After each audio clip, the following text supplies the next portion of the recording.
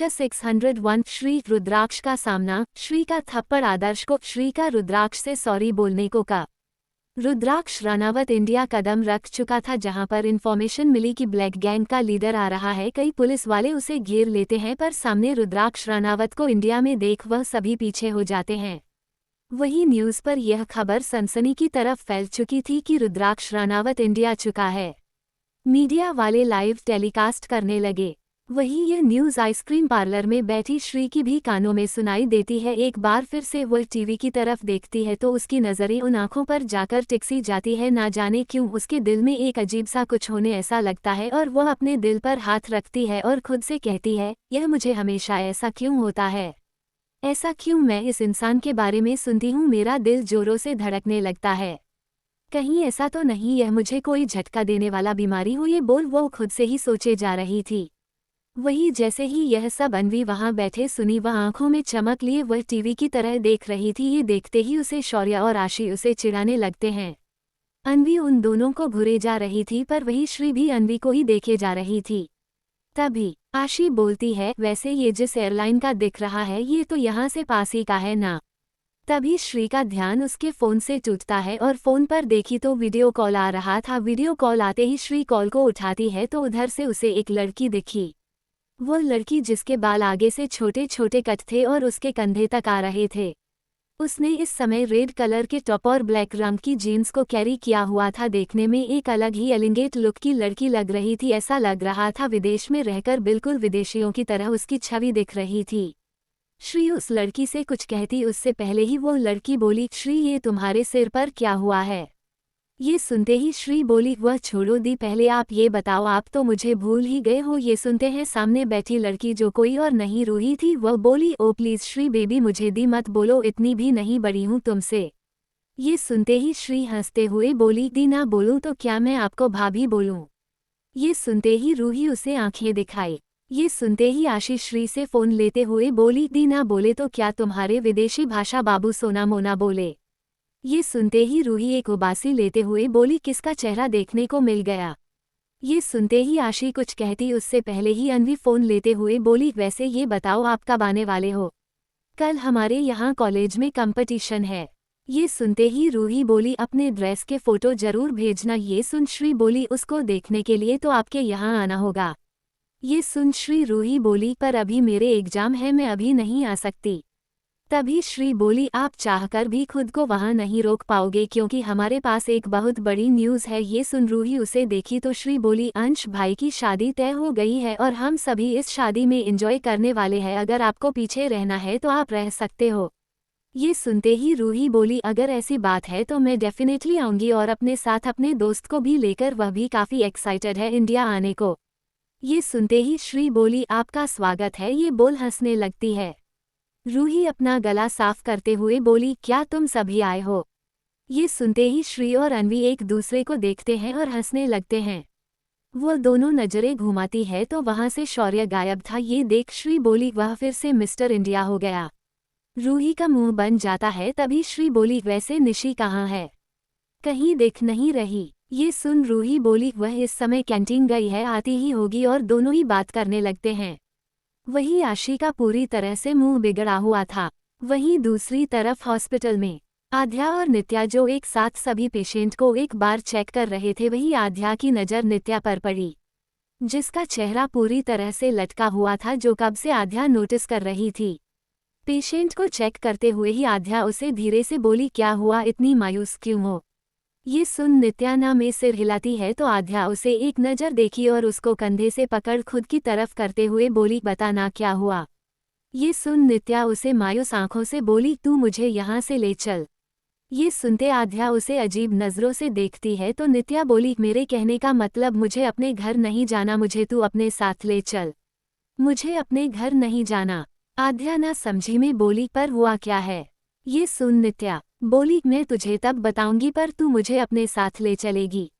ये सुन आध्या जो खुद किसी और के घर में रह रही थी वह थोड़ी ही झिझकते हुए बोली, नित्या पर मैं बार बार तुझे वहां नहीं ले जा सकती, मैं खुद किसी के घर में रहती हूँ। ये सुनते ही नित्या उसे देखने लगती है। अगले ही पल मायूस होते हुए बोली, कोई बात नहीं, तू नहीं चाहती मेरे साथ तो मत जा। ये बोल वह चुपचाप अपना काम करने लगती है। ये देख आद्या कुछ सोचते हुए नित्या को देखी, जिसके चेहरे पर हमेशा एक मुस्कुराहट बनी रहती थी। वह मायूस थी। वह नित्या को पकड़ अपनी तरफ करते हुए बोली, अगर तुझे कोई प्रॉब्लम ना हो तो 1-2 दिन के लिए मैं तेरे घर पर चलूं। वैसे भी तू कहती है ना कि तू अकेले घर पर रहती है। ये सुनते ही नित्या चहक उठती है और वो उसे देख बोली, क्या सच में? ये सुन आद्या हाँ में सिर हिलाई। अध्यांश से दूर रहने का उसे भी यही एक तरीका दिखता है। कुछ सोच वह खुद से कहती है, मुझे भी थोड़ा समय मिल जाएगा सोचने के लिए। वह अपनी आंखें बंद करती है। तभी नित्या बोली, सर आ गए थे। ये सुन आद्या देखी जहां अध्यांश शांतनु विजिटिंग के लिए आए थे और वह सारे ऑपरेशन पेशेंट को देख रहे थे। आद्या की नज़र जैसे ही उस पर जाती है वह अपना चेहरा घुमा लेती है और नित्या को यहाँ का देखने का बोल बस साइड से होते भी निकल जाती है, जिसका आभास अध्यांश को भी होता है और उसके चेहरे के भाव पूरी तरह से बिगड़ जाते हैं। वहीं दूसरी तरफ श्री, अन्वी, आशी तीनों ही वहां से बाहर आते हैं। श्री की नज़र शौर्य पर पड़ती है जो रोड के उस पार कार से टिककर खड़ा था। ये देख खुद से कहती है, इसे छोड़ूंगी नहीं। ये कह वह आगे बढ़ जाती है। वहीं इस बात से अनजान की गाड़ी की तेजी से काफिला इसी रोड से होते हुए निकल रही थी। वहीं श्री जो शौर्य के चक्कर में वह दौड़कर भागे जा रही थी, अचानक वह रोड के बीचों बीच चली जाती है। वहीं पीछे से आशी, अन्वी चीख पड़ते हैं। वही तेजी से आ रही गाड़ी बड़ी ही स्फूर्ति से श्री के बीच में आने से साइड अगल बगल होकर आगे की गाड़ियां निकलते हैं और बीच की गाड़ी जोरों से ब्रेक मारती है जो सीधे श्री के एकदम करीब होकर रुकती है। वही श्री जो इस बात का ध्यान नहीं देती, जैसे ही उसे महसूस होता है वो अपने कानों पर जोर से हाथ रख लेती है और वहीं पर खड़ी रह जाती है। वही गाड़ी के इतनी तेजी से रुकने पर पीछे के सीट पर बैठा इंसान गुस्से में बोला, व्हाट द हेल। ये सुनते ही ड्राइवर डर से कांप जाता है और कांपते हुए बोला, एक लड़की अचानक सामने आ गई है रोड पर। यह सुनते ही रुद्राक्ष जो कि पीछे था वो नजर उठाकर सामने देखा है जहां एक लड़की गाड़ी के बोनट पर दोनों हाथ रखे लंबी सांस ले रही थी। वह आदमी अपने बगल में असिस्टेंट को देखते हुए बोला, सिर्फ 2 मिनट, मुझे यहाँ पर कोई बवाल नहीं चाहिए।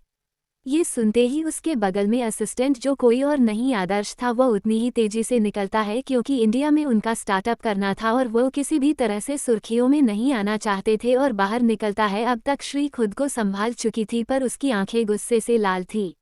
आदर्श जैसे ही उसके सामने आता है और बोला, देखिए मैम, ऐसे बीच में आपको नहीं आना चाहिए था। अगर एक्सीडेंट हो जाता तो आप हमारे ऊपर बिना वजह का क्लेम करती, इसलिए हटिए यहाँ से। श्री जिसका चेहरा नीचे था उसके हाथों की मुठ्ठियां गुस्से में बंध जाती है और अगले ही पल एक जोर से थप्पड़ सीधे आदर्श के गाल पर रखती है। आदर्श तो हक्का बक्का होकर उसे ही देखने लगता है। यह क्या हुआ? वही ड्राइवर की भी आंखें बड़ी हो जाती है, वो भी झटके से बाहर आ जाता है। वही पीछे बैठा रुद्रांश अपने फोन में देख रहा था। वही आदर्श जैसे ही सामने उस लड़की को देखकर कुछ कहता, अगले ही पर उसके सामने जो चेहरा था वह अचानक चुप हो जाता है। रुद्राक्ष के सामने उस लड़की की पीठ थी इसलिए वह देख नहीं पाया। अब तक अन्वी और आशी भी वहां पहुंच चुके थे और पीछे से शौर्य भी आ चुका था। तीनों ही उसे घेर कर खड़े हो जाते हैं। आदर्श एक नज़र अपने आगे पीछे उन सभी को देखा है जो उसे ऐसे देख रहे थे जैसे उन सभी के बीच का वह शिकार हो। तभी आदर्श की नज़र पीछे खड़े आदमी पर भी जाती है और वह खुद से कहता है, मुझे नहीं पता था जिसका दूर से मैं इन्वेस्टिगेशन कर रहा था, इंडिया आने पर पहले ही मुलाकात उनसे होगी। क्या ये शुभ संकेत है या फिर अशुभ? वह बड़बड़ा रहे था तभी अन्वी उसे कंधे से पुश करते हुए बोली, क्यों बे, सुनाई नहीं देता? अभी अभी क्या किया है तूने? ये सुनते ही आदर्श अपने होश में आता है और खुद से कहता है कि कैसे सभी मुझे टपोरियों जैसी बातें कर रहे हैं। वही कार में बैठा इंसान अपने टाइमिंग घड़ी में बैठे देख रहा था। तभी आदर्श खुद को संभालते हुए बोला, यह क्या हरकत है? ये बोल श्री को घूरा तो श्री उसे देख घूरते हुए बोली, ये रोड क्या तुम सभी ने अपने नाम पर रजिस्टर कर रखा है क्या? कि इस पर एरोप्लेन की तरह गाड़ी चलाना है कि कोई भी सामने आए जाए उससे फर्क नहीं पड़ता और सीधे उन्हें उड़ाकर निकल जाना है? सही कहा ना मैंने? ये सुनते ही आदर्श खुद को संभालते हुए गुस्से में बोला, ओ मैडम, आपको एक खरोच तक नहीं आई है? ये सुनते ही श्री उसे देख ताली बजाते हुए बोली, ओ तो मेरे मरने का समय देखा जा रहा था। ये सुनते ही आदर्श बोला, बीच में आप आई थी, हमने बल्कि आपको सही समय पर बचाया है। अब आप हमारे रास्ते से हटे। और रही बात इस थप्पड़ का, तो क्या श्री आगे बढ़ती है तो आदर्श 2 कदम पीछे ले लेता है और उसे घूर कर देखता है। इस लड़की की जगह कोई और होता तो शायद कब का उसे अच्छा सबक सिखा दिया होता, पर अफसोस बहुत ऐसी चीज थी कि उसे ऐसा नहीं करना था। वही श्री उसे घूर कर देखते हुए बोली, चलो आते हैं पॉइंट पर। तुम इस कार के मालिक हो ना, और तुम्हें खरोच चाहिए था ना। पूरी की पूरी मेरी दुलारी टूटी पड़ी है, उसका हर्जाना कौन भुगतेगा। ये सुनते ही आदर्श ना समझ में उसे देखा तो श्री फोन उठाते हुए बोली, ये देखो मेरी फोन टूटी पड़ी है, इसकी मरम्मत कौन करवाएगा। ये सुनते ही आदर्श गुस्से में उसे देख बोला, तो तुमने इसके लिए मुझे थप्पड़ मारा। ये सुनते ही श्री कुछ करती तभी ड्राइवर बोला, सर इंडिया में ऐसा ही होता है, छोटी छोटी बातों पर लड़कियां बवाल बनाती है ताकि पैसा ऐड सके हो सके तो। ये बोल वह चुप हो जाता है। तभी गाड़ी के शीशे पर लॉक होता है। वही लॉक होने पर सभी का ध्यान पीछे जाता है। जैसे ही आदर्श को समझ आता है उसकी तो सांसें ही अटक जाती है। वही श्री भी अपनी नजरें घुमाती है। तभी आदर्श शीशे के अंदर झांकते हुए बोला, बॉस वह मैं। ये सुनते ही रुद्राक्ष उसे गुस्से में देख बोला, मैंने कहा था कोई बवाल नहीं चाहिए। क्या तुम एक छोटी सी मैटर को सॉर्ट आउट करने में तुम्हें इतना समय लग रहा है? क्या चाहते हो मीडिया यहाँ तक भी आ जाए? ये सुनते ही आदर्श हड़बड़ाते हुए बोला, बॉस बस 2 सेकंड। वह पैसे वह बोलता ही है तभी अपने साइड रखे ड्रॉ से पैसे निकाल उसके हाथ पर रखते हुए बोला, मुंह पर फेंको और दफा करो तुरंत। यह बात रुद्राक्ष बोलता है तो यह आवाज बाहर तक आती है, जिसे सुनते ही श्री की त्योरियां चढ़ जाती है। वही आदर्श गड्डी भरी नोट उसके हाथ में देते हुए बोला, ये लो दुलारी का इलाज करवाओ और हमारा रास्ता छोड़ो। ये बोल नजर घुमाता है जहां से अब काफी लोग धीरे धीरे अभी इकट्ठे होने के कगार पर थे। आदर्श खुद से बोला, कुछ भी बवाल हुआ तो बॉस मुझे छोड़ेंगे नहीं। वही श्री के हाथों में पैसा दे तुरंत पीछे की गाड़ी में जाकर बैठता है। वही रुद्राक्ष जो अभी अपने फोन में देख रहा था, उसके बैठते ही उसे देखा तो आदर्श हाँ में सिर हिलाया। वह आदर्श को बताने वाला तो था लेकिन कुछ सोच अभी चुप हो जाता है। वही श्री की तो जैसे सांस ही ऊपर नीचे होने लगती है। वो उन पैसे की गड्डियों को देख रही थी तभी अन्वी बोली, ये तो घोर बेइज्जती कर दी उसने। श्री क्या हम भिखारी हैं जो ये हमें पैसे दे रहा है? ये सुन श्री का गुस्सा चढ़ जाता है और अगले ही पल ड्राइवर गाड़ी स्टार्ट करता कि श्री गुस्से में नजर घुमाती है और वही रखे एक पत्थर को उठाकर सीधे कांच पर दे मारती है, जिससे कांच तो नहीं टूटा, क्रैक होता है। पर ड्राइवर अपने आंखों पर हाथ रख लेता है और वही इस चीज के लिए पीछे बैठे इंसान भी तैयार नहीं थे। वही रुद्रांश अपनी नजरें ऊपर करता उससे पहले ही पीछे की गाड़ी के डोर को खोल श्री उसके पास जाती है और रुद्राक्ष के लगभग बेहद करीब होते हुए बोली, तो तुम इस गाड़ी के मालिक हो, सही कहा ना मैंने? यह आवाज सुनते ही रुद्राक्ष के हाथों में मुट्ठियां बंध गई। श्री साइड में थी। श्री उसके हाथों को पकड़ती है और पैसे की गड्डी उसके हाथ में देकर उसमें से 2-500 के नोट खींचते हुए बोली, मेरे दुलारी इतने में ही ठीक हो जाएगी, बाकी का अपनी कार रिपेयर कर लेना। और हाँ, आगे से अगर ऐसा मामला हो तो एक सॉरी बोल देना। पैसे का घमंड दिखाने की कोशिश की तो तुम सभी का मुंह तोड़ दूंगी। रुद्रांश की आंखें गुस्से में कठोर हो जाती है। एक तो अभी भी श्री उसके हाथ को पकड़ी थी, उसकी मुठिया जोरों से कस जाती है। ये देखते ही आदर्श के सांस पूरी ऊपर नीचे होने लगती है। ड्राइवर भी हैरानी से यह चीज देख रहा था। वही रुद्राक्ष गुस्से में भारी आवाज में बोला, हाथ हटाओ। ये बात रुद्राक्ष कुछ इतनी तेज से कहता है कि श्री जो उसके बेहद करीब से यह सुनी तो एक पल के लिए सिहर से जाती है। पर उसका इस तरह से बोलना श्री को अच्छा नहीं लगा। श्री अकड़ते हुए बोली, पहले सॉरी बोलो। ये सुनते ही रुद्राक्ष गुस्से में श्री की तरफ घूमता है। जैसे ही श्री की नज़र रुद्राक्ष की आंखों से टकराती है वो एक पल के लिए जम सी जाती है, उसके हाथ पैर सुन्न पड़ जाते हैं। रुद्राक्ष जो इस समय मास्क लगाया था वही अभी भी उसे वैसे ही देखे जा रही थी। झुकने की वजह से श्री और रुद्राक्ष के उसकी तरफ घूमने की वजह से दोनों बेहद करीब थे।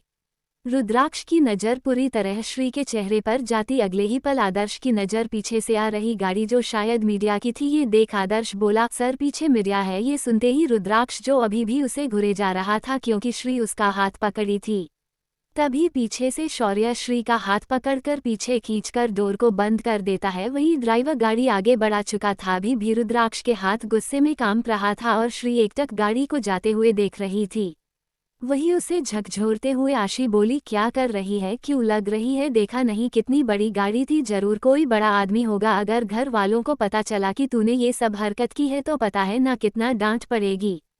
पर श्री को तो कुछ सुनाई नहीं दे रहा था। अचानक वह अपने दिल पर हाथ रख अपनी आंखें बंद कर लेती है और अगले ही पल उसके दिमाग पर कुछ जोर सा महसूस होता है और वह वहीं बेहोश हो जाती है।